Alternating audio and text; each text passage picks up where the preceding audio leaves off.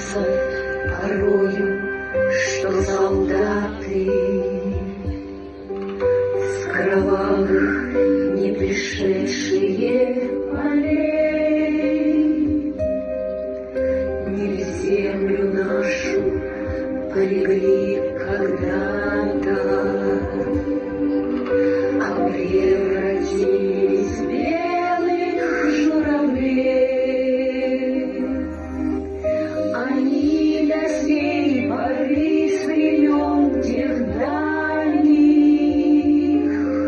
летят и подают нам голоса.